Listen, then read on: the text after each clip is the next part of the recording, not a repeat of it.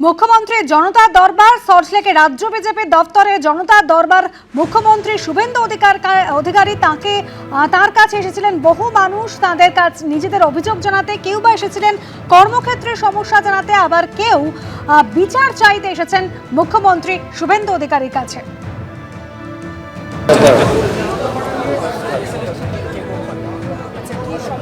প্রত্যেক সপ্তাহের মতন মুখ্যমন্ত্রী শুভেন্দু অধিকারী জনতা দরবার, যেখানে রাজ্যের বহু জায়গা থেকে একের পর এক মানুষ আসছেন। একটি নির্দিষ্ট প্রসেস রয়েছে, টোকেন নাম্বার দেওয়া হয়, সেই টোকেন নাম্বার নিয়ে তারা যান মুখ্যমন্ত্রীর সঙ্গে দেখা করতে, তাদের সমস্যার কথা জানাতে। সঙ্গীত শিল্পী ঋদ্ধি বন্দ্যোপাধ্যায় থেকে শুরু করে নিহত তপন দত্ত, তার স্ত্রী প্রতিমা দত্ত এসেছিলেন আজ মুখ্যমন্ত্রীর সঙ্গে দেখা করতে।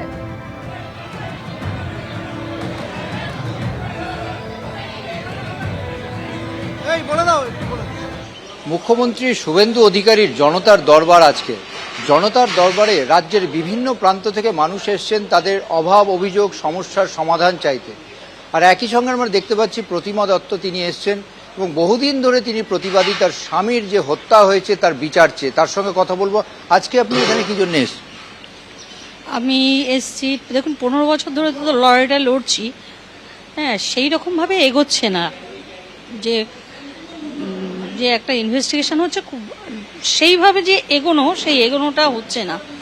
হ্যাঁ, এটা নিয়ে তো একটু মানে মনের মধ্যে তো খুঁতখুঁতে ব্যাপার রয়েছেই। তাই আজকে এসছি আমাদের মাননীয় মুখ্যমন্ত্রীর কাছে, আমাদের প্রিয় দাদা শুভেন্দুদার কাছে। ওনার কাছে আমি কিছু কাগজপত্র দেব এবং যাতে আমার মামলাটা একটু তাড়াতাড়ি হয় সেটা একটু দেখতে বলবো আজকে। আপনাদের সিবিআই তদন্ত হচ্ছে তো দেখেছেন, সেইটা সিবিআই তদন্ত তো 5 বছর ধরেই হচ্ছে। হ্যাঁ, 5 বছর ধরছে, সেরকম অগ্রগতি সিবিআই তদন্তেরও নেই। হ্যাঁ, খুব একটা নেই। অর্থাৎ স্বামীর যে হত্যা হয়েছে তার যে বিচার, সেই বিচারে যে গতিপথ, সেই বিচারের গতিপথে গতি আনার জন্য মুখ্যমন্ত্রীর কাছে আবেদন করতে তিনি জনতার দরবারে হাজির হয়েছেন মুখ্যমন্ত্রীর কাছে। তার স্বামীর যে হত্যা হয়েছে তার বিচার যাতে দ্রুত হয় তার জন্য। ক্যামেরায় সন্দীপ সাধু খায়ের সঙ্গে ঝিলাম করঞ্জাই, এবিপি আনন্দ, কলকাতা। আমরা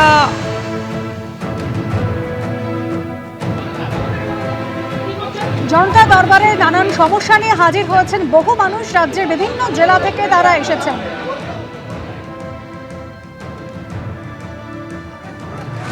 জনতা দরবার থেকে বেরিয়ে গেলেন মুখ্যমন্ত্রী শুভেন্দু অধিকারী, সঙ্গে রয়েছেন লকেট চট্টোপাধ্যায়। বহু মানুষ তারা আজও এসেছিলেন, গতকালের বদলে আজ হয়েছিল জনতার দরবার, যেখানে সল্টলেকের এই রাজ্য বিজেপি দপ্তর, সেখানে এসেছেন বহু মানুষ।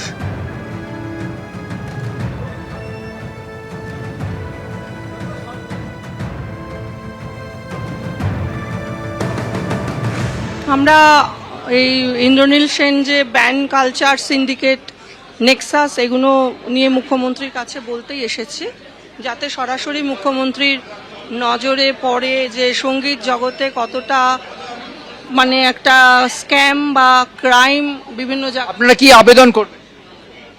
আমাদের আবেদন একটা হচ্ছে, আমাদের যাদের ব্যান করা হয়েছিল, আমাদের কাজ দেওয়া হতো না, সেটা তো এখন এই বাতাবরণে ওইটা ব্যান কালচারটাই আর নেই। নতুন ছেলে মেয়ে যারা আসবে, যারা যোগ্য, তারা যেন কাজ পায়, সবাই আমরা কাজ পাই। এবং যে এখানকার সব শিল্পীরা যারা 10টার মধ্যে 10টা কাজই পেতেন সেই নেক্সাসের সদস্য বলে, তাদের কাজটা যেন একটু কমে। আমার বাড়ি সাতজালিয়া, সুন্দরবন, গোসোয়া থানায় 4-5 দিন ধরে হেঁটে হেঁটে আসছি, না খেয়ে না খেয়ে আসছি। যেখানে রাত হয় সেখানে থাকি। এইভাবে স্বামী স্ত্রী দুজনে এসছিলাম দাদার কাছে কিছু দুঃখের কথা জানাতে। একটা ব্যাটারি চালিত গাড়ি ও আমার একটা ঘর, আমার ওয়াইফ কোনো লক্ষ্মীর ভাণ্ডার টান্ডার পায়নি, তার জন্য জানালাম। উনি বললেন 1 সপ্তাহের ভিতরে করে দেবে। উনি খুব ভালো লোক, ভালো মনের মানুষ। যদি ভগবান হয়ে থাকে তার কাছে শ্রীরাম, তারপরে আছেন ডাক্তারবাবুরা, তারপরে ইনি 3য় নম্বরে। আমি এই 5 দিন ধরে আসছি। আমি এই গাড়িতে এইভাবে বসে থাকি, আমার ওয়াইফ ঠেলে নিয়ে আসে। এইবারে যেখানে রাত হয় সেখানে, এই যেমন কালকে রাত্রি এখানে ছিলাম, রাত 10:30টার দিকে এসে পৌঁছতে পেরেছি। টুকন আমার হয়নি, তবে এনাদের খুব ভালো কাজ করেছে এনারা। টুকনটা করিয়ে যেভাবে হোক আমরা ওনার সঙ্গে সাক্ষাৎ করাতে পেরেছি।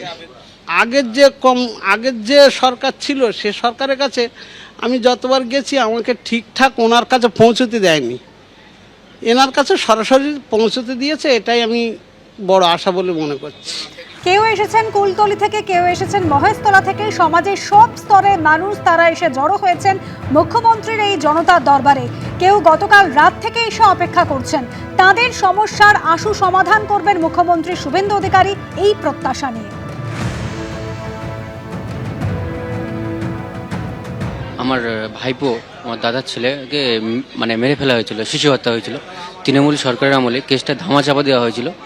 সেই কেসটা রিওপেনের জন্য এসেছিলাম, মানে মেরে তাকে তারপর ওর বাবাকে তুলে নিয়ে গেছিলো। তুলে গিয়ে নাদাবি সই করে তৎকালীন মানে এমএলএ তৃণমূলের যে এমএলএ আছে গণেশ মণ্ডল, ওর বাবাকে তুলে নিয়ে গিয়ে নাদাবি সই লিখে নিয়েছিল। সেই হিসাবে কেসটা ধামাচাপা পড়ে গেছে। ওই কেসটা রিওপেনের জন্য আমরা এখানে এসেছি। মহেশতলা অঞ্চলের ময়নাগুড়ি আমাদের জমি ময়নাগো যুব সংঘ ক্লাব বেআইনিভাবে দখল করে রেখেছে এবং সেখানে একটা খেলার মাঠ বানিয়েছে এবং 2-4টে দোকানও বসিয়ে দিয়েছে। আমরা হাইকোর্ট জজ কোর্টের সমস্ত জায়গায় করে আমাদের সমস্ত রায় আমাদের ফরেই আছে এবং থাকা সত্ত্বেও আমরা লোকাল কাউন্সিলর, থানা সব জায়গায় জানিয়েছি, কিন্তু সেখান থেকেও কোনোভাবে কোনো রকম সাহায্য আমরা পাইনি। তো তাই আজকে বাধ্য হয়ে মুখ্যমন্ত্রীর কাছে ছুটে এসেছি যে উনি যদি কোনোভাবে এই উচ্ছেদটা মুক্ত করতে আমাদের সাথে। মুখ্যমন্ত্রী শুভেন্দু অধিকারীর জনতার দরবারে বিভিন্ন প্রান্ত থেকে মানুষ এসছেন তাদের অভাব অভিযোগ নিয়ে। এই মুহূর্তে আমার সঙ্গে যারা রয়েছেন তারা মুখ্যমন্ত্রীর সঙ্গে ইতিমধ্যে কথা বলে নিয়েছেন। যেন সহানুভূতির সঙ্গে বিবেচনা করুন বলেছেন। আমাদের এমএসকে এসএসকে যে দুরবস্থা সেগুলো ওনাকে বলা হয়েছে। আমাদের যে দাবি দাওয়াগুলো আছে সেগুলো সমকাজের সমবেতন আর জয়েনিং ডেট ইপিএফ চালু করা, সকলকে রিটার্ন। মুখ্যমন্ত্রী কি বললেন? সহানুভূতির সঙ্গে বিবেচনা করেন আর কি। মুখ্যমন্ত্রীর কাছে বিগত 26 বছর ধরে আমাদের শিক্ষাকেন্দ্রগুলি দুই সরকার মিলে আমাদের বেতন বৃদ্ধি, স্কুলের পরিকাঠামো এবং বিভিন্ন সুবিধা আমাদেরকে দেয়নি। সেই সুবিধাগুলি পাওয়ার জন্য মুখ্যমন্ত্রী দরবারে এসেছিলাম। মুখ্যমন্ত্রী আমাদের অভিযোগ সুন্দরভাবে শুনলেন এবং তিনি আমাদের আশ্বস্ত করলেন, যেহেতু এটা মানে সেন্ট্রাল গভর্নমেন্ট রাজ্য কোম্পানি উভয়ের প্রজেক্ট, উনি বললেন কাগজপত্র ডিটেলস খতিয়ে দেখে উনি যথাযথ ব্যবস্থা নেবেন। গত 2 সরকার ধরে যে অভিযোগ, এই সরকারের সেই অভিযোগ তারা জমা দেওয়ার পর মুখ্যমন্ত্রী শুভেন্দু অধিকারী তাদের আশ্বাস দিয়েছেন যে ডবল ইঞ্জিন সরকারে পুরো কাগজপত্র খতিয়ে দেখে তাদের এই যে দাবি সেইগুলো অবশ্যই নিরসন করার চেষ্টা করা হবে। ক্যামেরায় সন্দীপ সাধুকারের সঙ্গে ঝিলম করঞ্জাই, এবিপি আনন্দ, কলকাতা। জেলায় জেলায় লক্ষ্মীর ছেলেদের ছড়াছড়ি। মালদার হরিশ্চন্দ্রপুর, সেখানে লক্ষ্মীর ভাণ্ডারে দুর্নীতির অভিযোগ। 5 বছর ধরে লক্ষ্মীর ভাণ্ডারে টাকা ঢুকেছে পুরুষদের অ্যাকাউন্টে। লক্ষ্মীর ভাণ্ডারের নাম উঠেছে, কিন্তু আজ পর্যন্ত একটি টাকাও অ্যাকাউন্টে ঢোকেনি। তার নামে বরাদ্দ টাকা ঢুকেছে প্রতিবেশী গোলাম মোর্তাজার অ্যাকাউন্টে। এমনই অভিযোগ করেছেন হরিশ্চন্দ্রপুরের সোনাকুলের বাসিন্দা। অভিযুক্ত কি বলছেন এবং অভিযোগকারিনী তারই বাকি বক্তব্য শোনাবো। আপনি কি লক্ষ্মী ভান্ডারের টাকা পান? না, টাকা পাইনি, জমা করেছি কাগজপত্র, ওটা টাকা পাইনি। কবে জমা করেছিলেন? অনেকদিন জমা করে 2020 সালে জমা করেছিলেন? এই শুনলাম যে টাকা অ্যাকাউন্টে ঢুকছে। আচ্ছা, কিন্তু আমি টাকা তো পাইনি। পাননি? না না, যাবো আপনারা দেন তো নিব, পাবো, আর না দেন তো না নিব, না পাবো, এরকম। না, দেখতে পাই না, আমি তো টাকা পাই না, ভিডিওকে দেখতে পাই না। আমার টাকা আমাকে দেখ, এখন ফেরত দেখ, ওর কাছ থেকে নিয়ে আমাকে টাকা দেখ।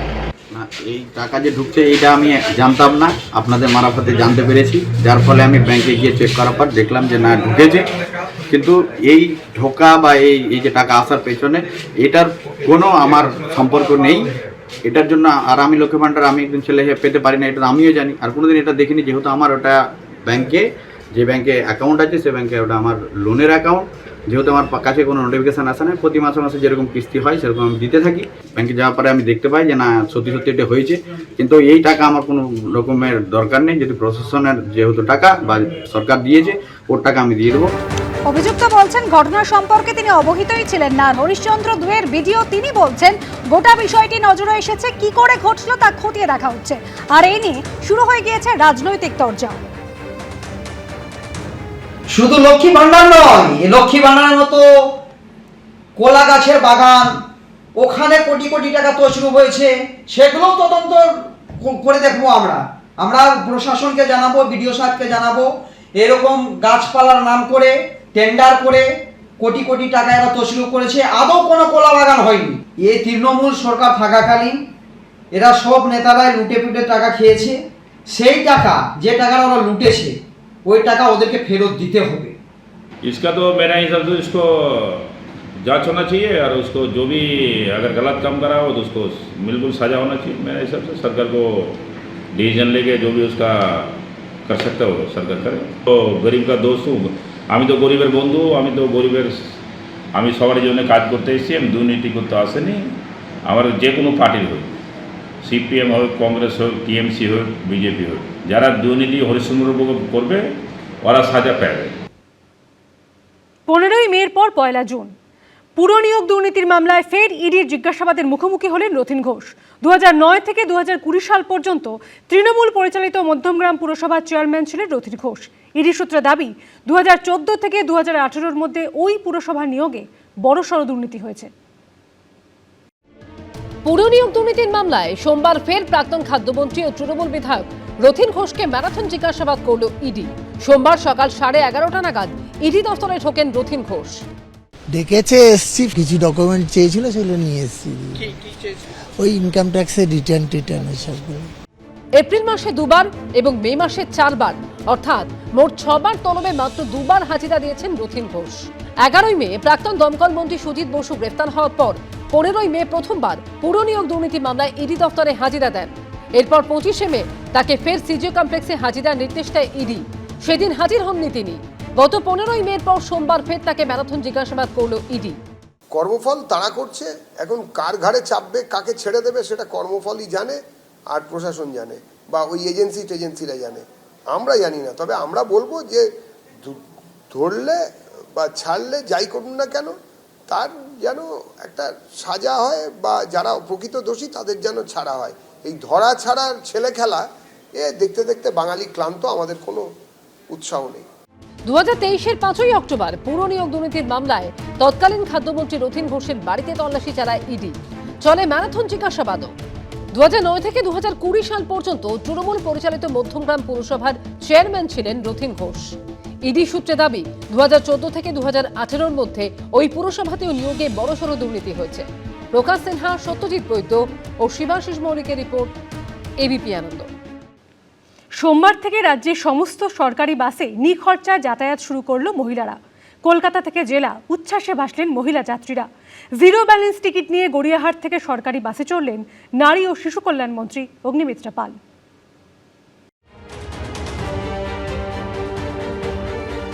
আই কার্ডের দেখে ওরা আমাকে ফ্রি টিকিটই দিল, কোনো পয়সা নিল না। সোমবার থেকেই রাজ্যের সরকারি বাসে যাতায়াত করতে মহিলাদের কোনো টাকা লাগবে না। শহরের মধ্যে হোক বা দূরপাল্লা, সরকারি বাসে আর ভাড়া গুনতে হবে না মহিলাদের। পরিচয়পত্র দেখালেই মিলবে জিরো টিকিট।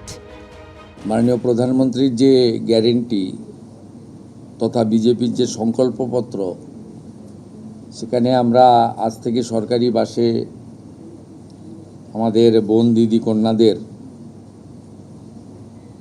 ফ্রি বাস সার্ভিসেস ইতিমধ্যে চালু করেছি এবং সর্বত্র আমাদের নারী শক্তির শুভেচ্ছা এবং শুভাশিস আমাদের এই সরকারের উপরে বর্ষিত হচ্ছে। সোমবার এই পরিষেবা শুরুর প্রথম দিনে বালিগঞ্জ থেকে বারাসাত সরকারি বাসে ফ্রিতে সওয়ার হয়ে খুশি মহিলা যাত্রীরা। আমি তো খুব খুশি যে ফ্রি হয়ে গেছে এখন। সব দিন যেতাম আমি ডেইলি প্যাসেঞ্জার, তো 35 রুপিস করে লাগতো। শুধু আমার কোম্পানির আইডি কার্ড দেখালাম অ্যান্ড ফ্রিতে টিকিট পেয়ে গেলাম। এটা খুব ভালো একটা ইনিশিয়েটিভ নিয়েছে, থ্যাঙ্কস টু গভর্নমেন্ট। লেডিসে সরকারি বাসে সমস্তই ফ্রি, শুধুমাত্র এই রাজ্যের নাগরিক কিনা সচিত্র পরিচয়পত্র থাকলেই আমরা তাকে বিনা পয়সায় যাতায়াতের সুবিধা দেব।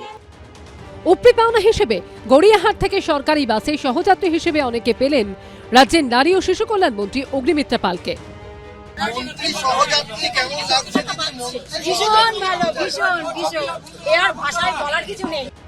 বিধানসভা ভোটের সংকল্পপত্রে বিজেপি প্রতিশ্রুতি দিয়েছিল তারা ক্ষমতা এলে সরকারি বাসে মহিলাদের যাতায়াত ফ্রি হবে, অর্থাৎ সরকারি বাসে উঠলে কোনো পয়সা লাগবে না।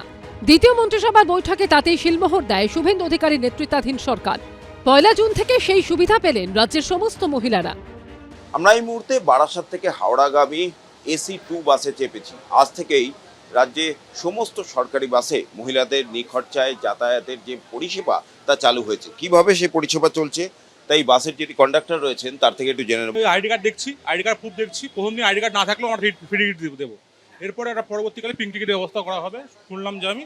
এছাড়া মানে ফ্রিতেই টিকিট দেওয়া হবে প্রত্যেককে, যে মহিলারা সুস্থ হবে এক জায়গা থেকে এক জায়গায় যেতে পারে।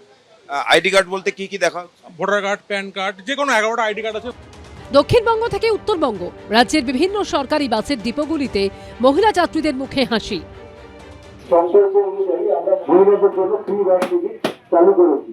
আগামী দিনগুলিতে যারা অ্যাডভান্স টিকিট চান মহিলাদের জন্য আইডি প্রুফ দেখিয়ে আমরা অ্যাডভান্স টিকিট জিরো ব্যালেন্সে দিচ্ছি। সরকারি বাসে বাংলার মা বোনেরা বিনামূল্যে ট্রাভেল করবেন। শর্ট ট্রাভেল হোক, দূরপাল্লার ট্রাভেল হোক, সরকারি বাসে কোনো ভাড়া দিতে হবে না। এবং আজকে প্রথম দিন আমিও সেই আনন্দ নিলাম, সবাই খুব খুশি। এটা তো কোনোদিন আগের সরকার বা তার আগের সরকার কোনোদিন ভাবেনি। তাকে জিরো ব্যালেন্স টিকিট কন্ডাক্টর সাহেব দিয়েছেন। মুখ্যমন্ত্রী শুভেন্দু অধিকারী জেলা পূর্ব মেদিনীপুরেও দেখা গেল মহিলাদের মধ্যে উচ্ছ্বাসের ছবি। হলদিয়ার এসবিএসটিসি ডিপোতে সরকারি বাসের মহিলা যাত্রীদের হাতে গোলাপ ফুল, চকোলেটের সাথে বাসের ফ্রি টিকিট তুলে দিলেন বিজেপি বিধায়ক প্রদীপ বিজলি, সত্যজিৎ বৈদ্য, ব্রতদীপ ভট্টাচার্য ও বিটন চক্রবর্তী। রিপোর্ট এবিপি আনন্দ। এবিপি আনন্দ, এগিয়ে থাকে, এগিয়ে রাখে।